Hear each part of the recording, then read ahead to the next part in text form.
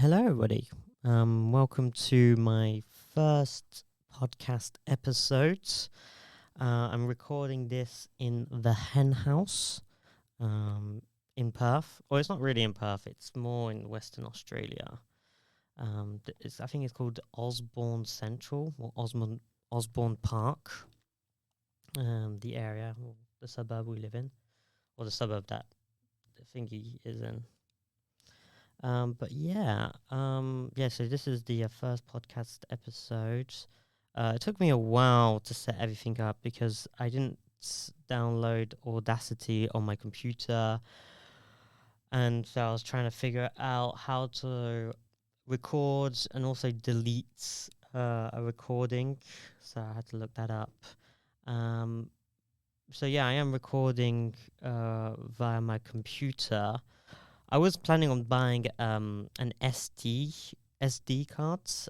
They have like a vending machine outside, and they sell like little like earbuds and batteries and USB jacks, and they also sell SD cards. But it jammed. Thank God I didn't put any money in, but it was jammed. So when I pressed the number,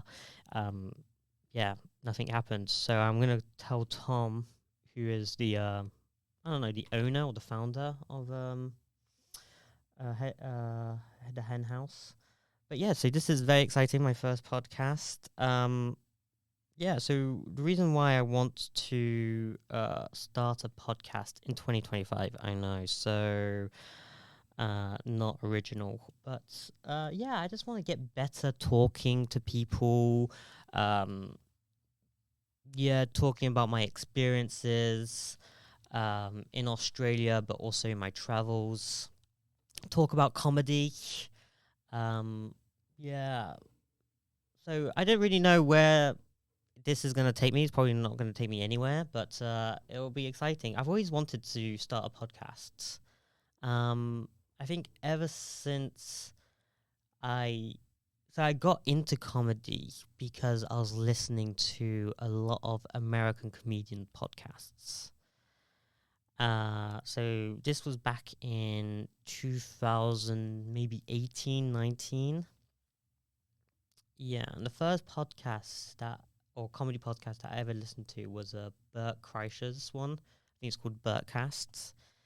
And I didn't know what were podcasts at the time. I think I've already heard about them through my sister. Like I think my sister was listening to podcasts at the time, but I thought it was like a TV series where you have to like start with the first episodes, and then you have to like listen to all of them in order to know what's happening and stuff like that. But so I remember I found a podcast app and I downloaded Bertcasts, and I think by then he already had like, I don't know, 200 maybe 300 episodes, and I scrolled all the way down and I listened to the first one, and I was surprised. I was so shocked by how long a podcast was, because I think at first I thought it was just like, like maybe like a 5 minute, 10 minute, 20 minute thing. But no, it was actually like an hour, 2 hours long. And I was like, oh my God, like what the fuck? And plus, there was no like visual. And also, if you go on the YouTube and there was a video, it would just be like the same camera angle. And I was like, oh my God, you just watched this same camera angle for 2 hours. This must be pretty boring, like to watch but then afterwards you start getting into it and you start feeling that you're like in the room with them. You're cracking jokes, you're hanging out, and I really liked those podcasts. So yeah, I listened to Bertcast, and then once you listen to one, you start to like expand because they start talking about people in the podcast. Like I remember in the Bertcast, they started talking about Tom Segura and Joe Rogan and Ari Shaffir, and I wasn't into comedy back. I wasn't into comedy, or I haven't started comedy, and so I didn't know who these people were. and so you just start looking at them, or checking them out, and yeah, you find out that these people also have podcasts, and you start listening to their podcasts, and then they have this a new guest, and you're like, oh, this guest is really funny, and you check them out, and you see that they have a podcast, and so you listen to their podcast. So it's kind of like a little network thing, and I think podcasts really help the comedy scene. Um, then afterwards, Anthony Jeselnik would disagree with that, but I don't know the guy, but I would like to meet him one day. But yes, I'm starting this podcast. I wonder how many times I would say that in this episode. Yeah, so I'm starting this podcast. This is the first episode of the podcast. Yes, so there's no name to it just yet. I was thinking maybe like Pomming Around, because I've just moved to Australia and I'm English, so Australians famously call English poms or pommies. So I was thinking pomming around would be pretty funny. Yeah, in Paris, I was in Paris when I was living in Paris. I was thinking of starting a podcast back then, and I was thinking maybe like Alex Morgan's Day Off, or yeah, an influence from Ferris Bueller's Day Off, or Tea Time with Alex Morgan. But then afterwards, I don't know. It relies too much on my name, and I feel like you don't know who I am yet. I don't even know who I am yet. So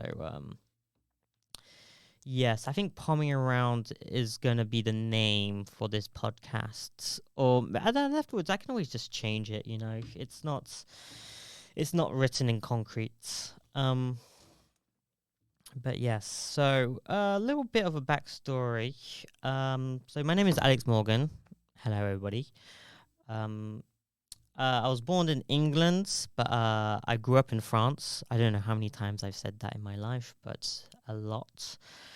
So I was born in Coventry in England, and I moved to France when I was 5 years old. And I grew up in France, more specifically in Martigny-Ferchaud, which is a small country town in Brittany. And I did so I grew up in Brittany. I did most of my studies there. I went to studied my studies in Rennes, and then I moved to Paris, and I studied economics and finance there. And Paris is also where I started doing comedy. So I started doing English comedy in Paris. Yes, it does exist. It's a pretty small scene, the English comedy community in Paris. There's probably about maybe 30, 40 comedians. Probably only 10 of them are really good. It depends. Like the comedy scene, varies every time. Like some periods there's like a show every week. There's even sometimes multiple shows a day. Which was back in the heyday was great. But now it varies. Like sometimes, I don't know if there's a show every week, but now I don't really know anymore because I've moved out of there. But I've now decided, after finishing my contracts and after finishing my volunteer work at the Olympics, to travel a little bit more. And my sister was living in Australia. She moved over about 3 years ago with her boyfriend Toby, or I should say partner now, because they have a civil partnership. And I just wanted to travel more. I've only traveled inside of Europe. Like I've been to Berlin, England, Scotland, Brussels, Belgium, Spain, Portugal. But I've never traveled outside of Europe. So I decided to apply for a working holiday visa. So it lasts 12 months, which is renewable 2 times. And I was pretty lucky because, like, I have a British citizenship, a British passport. I don't have to do the 3 month mandatory work. Um, so yeah, so I was just like, and plus my sister was living here, so I already had like a base when I was moving to Australia, which is kind of like a safety net, a reassurance. So yeah, I've been in Australia for about a little over a month now. I came over on the 16th of December. So yeah, it's been a month and a half now. And yeah, it's really funny because everybody, when you've moved here, people ask you if you like the country. Oh, do you like Australia? What do you think of Perth? And honestly, like, I don't really think it's it it's not like an amazing country. That's what I found. Like, I didn't come here and I was instantly at ease. Everybody's uh everybody was super friendly to me, and everybody's super nice, everybody's super chill, everybody's just so laid back, or everything's so laid back. Or I didn't feel that. I felt, especially when I've moved out of my sister's place. So when I came here on the 16th, I was staying at my sister's. I stayed with her boyfriend, her partner, and his family for 3 weeks. So I did Christmas and New Year's with my sister, which was really, really good. It was really nice. But then afterwards, I just felt like, I think like with everybody, once you stay in a comfortable place for a very long time, I just start getting depressed and getting bored. And especially my sister lives in the outback. So there was like nothing to do. Like there was nothing to do. I especially, like, I don't drive. I haven't got my driver license, so I didn't. Yeah, there's nothing much for me out there, and so I've moved out on the 10th of January. I found an apartment pretty quick, I would say. I don't know. I don't know if it didn't felt pretty quick. It felt like it took me like a week to find it. But yeah, I found an apartment. Well, I found an apartment, yeah, on the 4th or the 5th of January, and then I moved in on the 10th. So yeah, it took me a couple of days to find it, actually. But yeah, and then once I moved in on the 10th, and I moved into Yokine. Yokine is full of crime. I don't know what the rap song is, but Toby, he knows the lyrics. But I moved into Yokine, and so I yeah moved to Yokine, which was, yeah, pretty fun. Yeah, it was good, the fact that I left my sister's place, because I'm currently show running. Because like, right now it's the Perth Fringe Festival. That's something I'm going to talk about probably in this episode or next week. It's so I just moved in the right time when the Perth Festival is happening. So it started on the 17th. I moved in on the 10th. So that gave me a week to settle in. And I'm show running for a comedian who I met in Paris, Ollie Horn. I would now call him a friend. He's really nice. He's a really nice guy. Um, so I met him in Paris, um, maybe like 2 years ago, something like that. And I remember the first time seeing him perform. He arrived. It was at Blast Off Comedy. I don't remember if it was a showcase or the best of open mics on the Monday. I think it was the best of open mics, and I remember he arrived late because he just got off the Eurostar, and he still had his suitcase, and he's a big bloke. He's very tall, and he's a bit big. And I remember him performing, and he murdered, to the point where everything he said, even if it wasn't a punchline or tag, just got a laugh.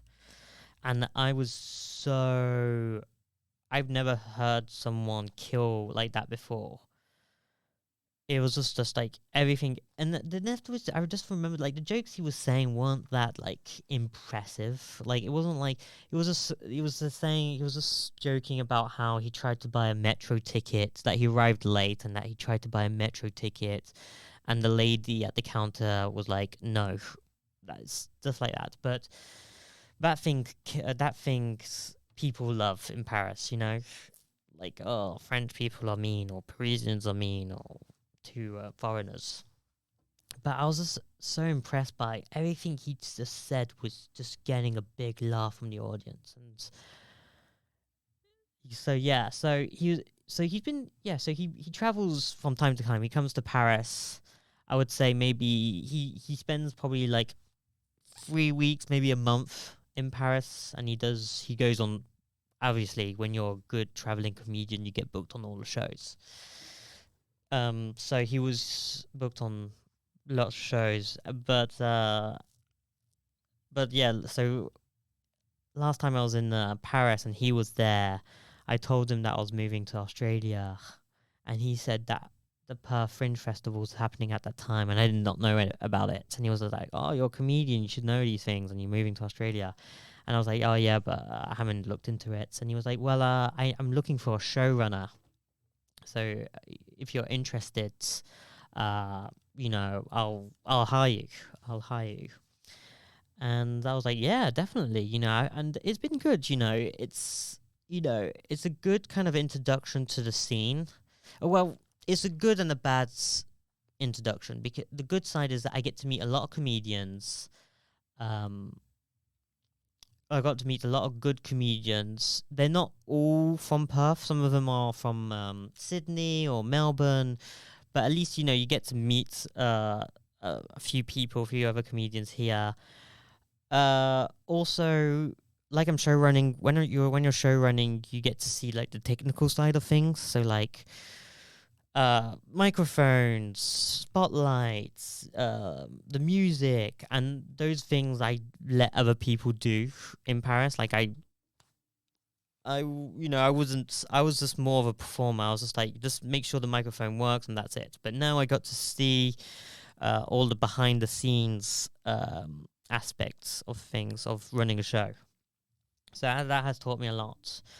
The only downside is like it's the Fringe Festival. A lot of comedians are putting on their own shows, so they're all doing their solo shows, and they all have their own openers or their favorite comedians. They're not gonna take their chance on a comedian who they don't know and who started out in Paris. You know. Um. Also, yeah, running shows. Well, we're running shows every day, except Tuesdays. So every day of the week except Tuesdays, we're doing a show at 7 or 7:30. And then on weekends we're running shows from 11 to I finish at 11. So yeah, it's a 12-hour shift.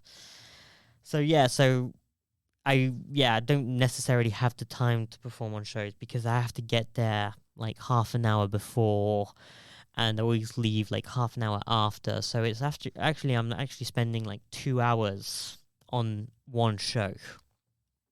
So I don't have time to like go to another show and perform. And also it's very tiring, you know. There's a lot of stress, or I feel a lot of stress. It's been better, the more shows you do, the more at ease and the more comfortable you feel, and you know how to do things. But I remember the first weekend, oh my god, I was so tired, just running shows, getting familiar with the software, making sure everything is running well. I don't want to disappoint Ollie. Even even though he's a nice guy, I do think he does have like a little dark side to him, a little anger to him, and it's his show at the end of the day, and I don't want the show to go badly for him and for the audience. So I put a lot of stress on myself, but now I feel comfortable. Now it's like This is the fourth week. There's this week and next week it's finished, and now I feel more comfortable. Like I know the music, microphones, spotlights. Welcoming people, getting them seated, the flyering. But yeah,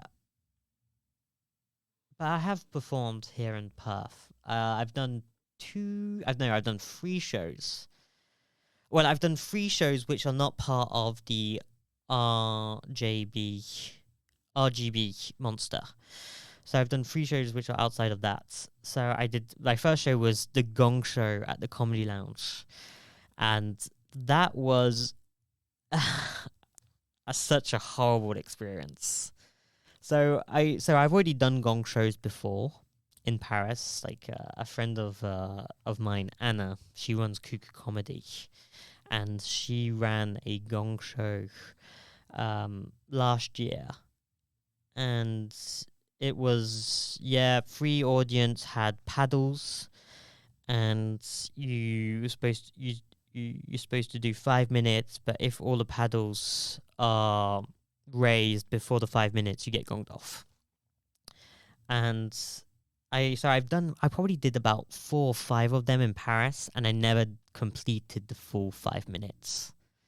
It just got worse every time. I think the first time I did 4 minutes, the second time 3, then 2, and then I think I just got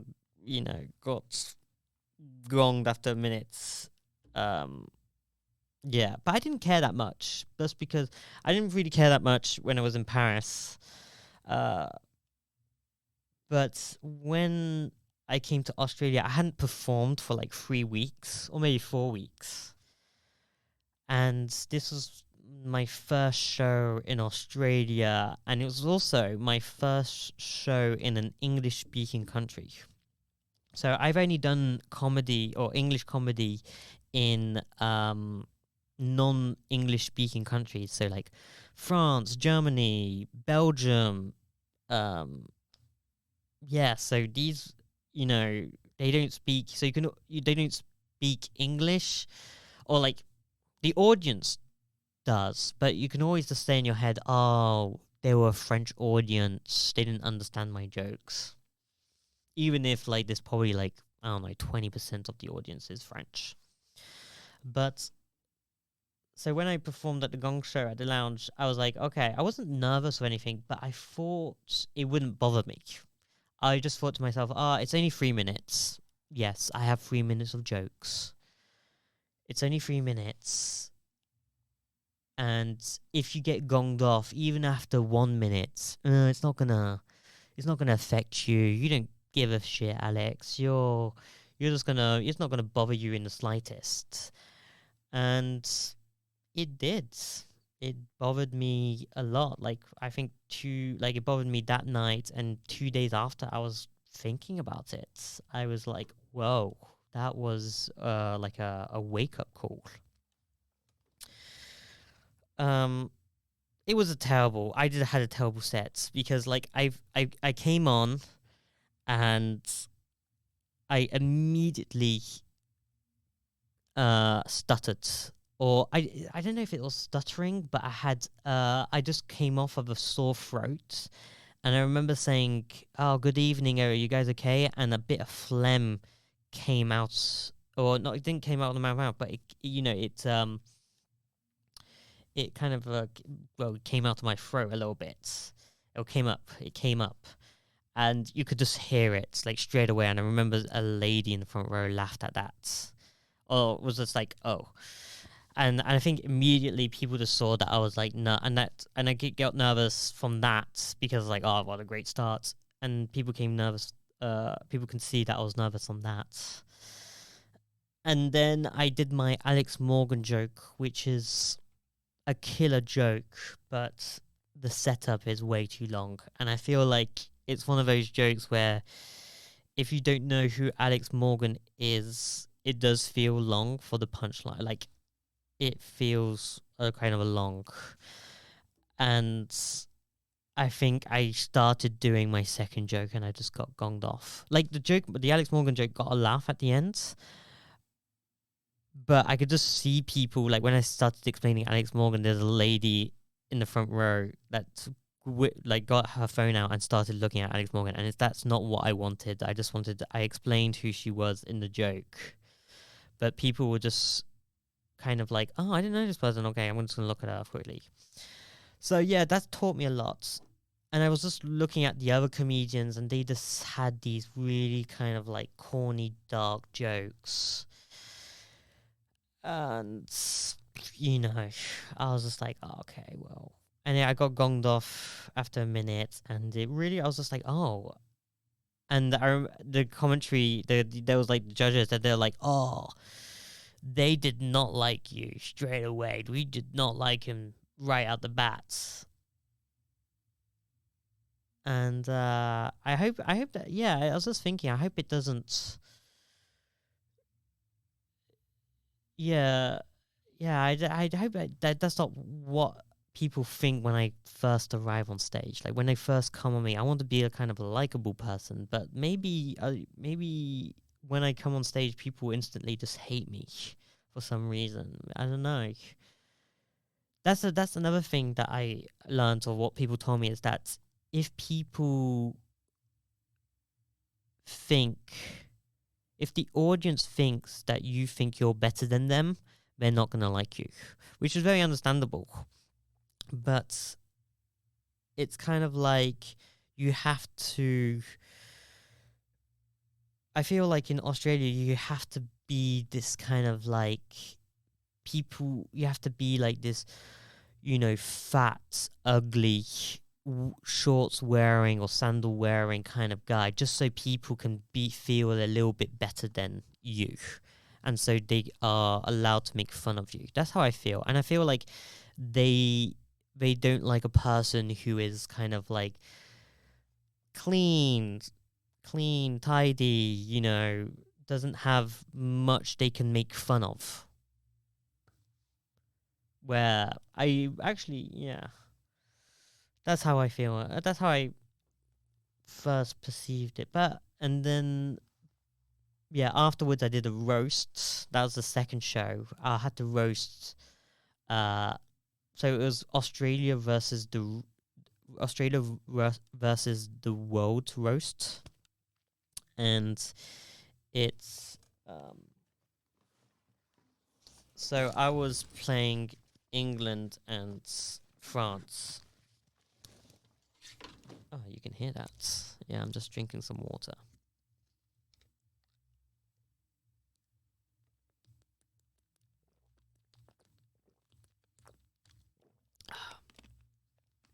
ASMR.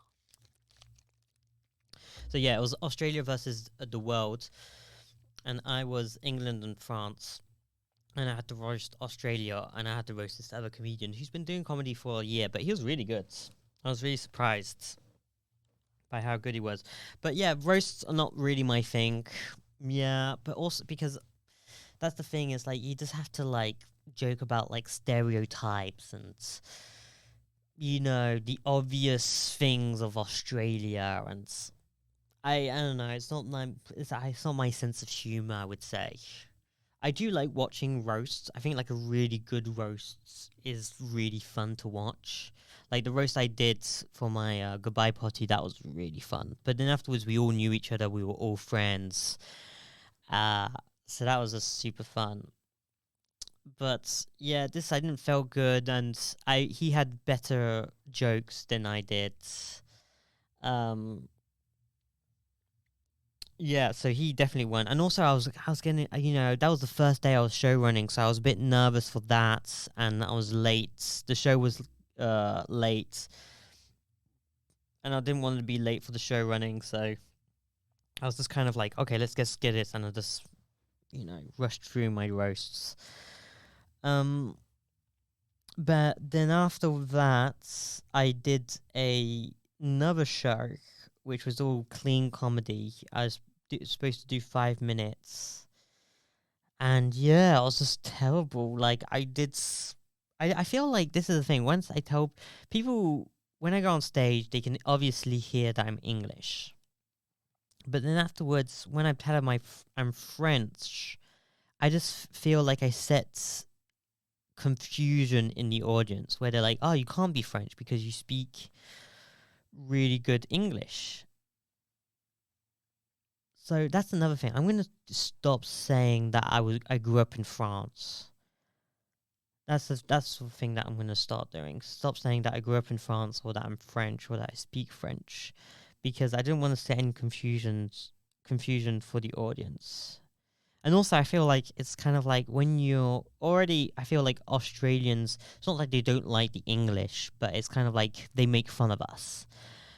But when I tell them I'm English and French, it's like double whammy. It's really, yeah. I said this joke. I said, yeah, I did this joke once, which is like when I told Australians that I'm English and French, it's like saying I'm a gay Jew in Nazi Germany.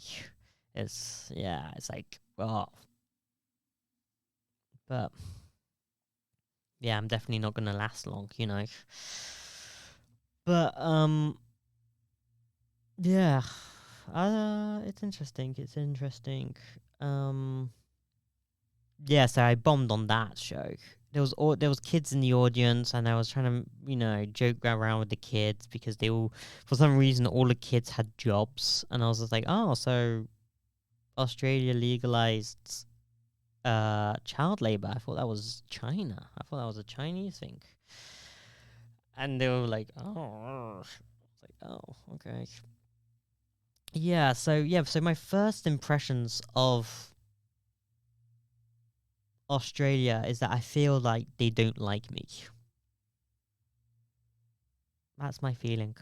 It's like Australia and Australians don't like me.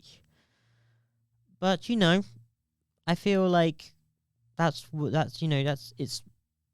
it's part of moving to a different country.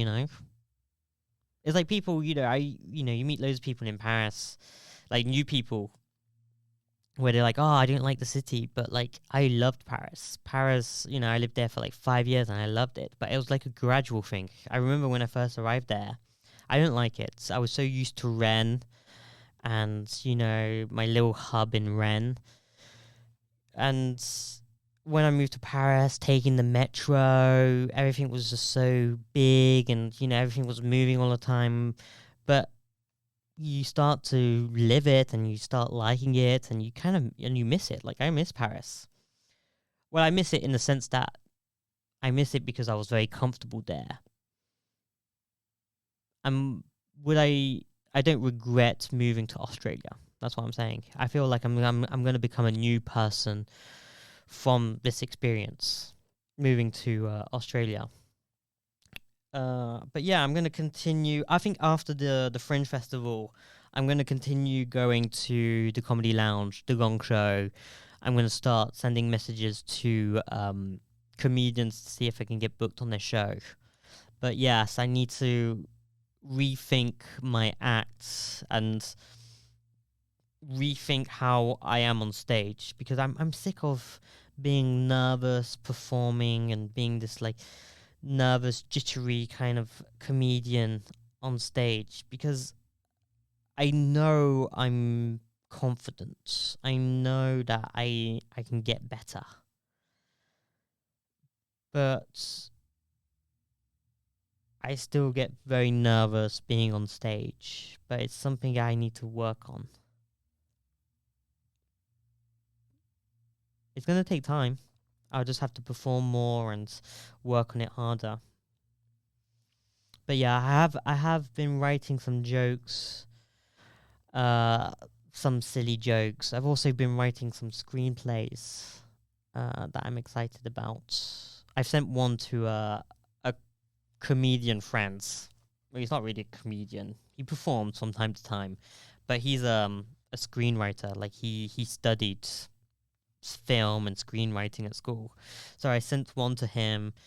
He hasn't got back to me yet. I only sent it last week. He hasn't got back to me yet, but I'll send him a message next week.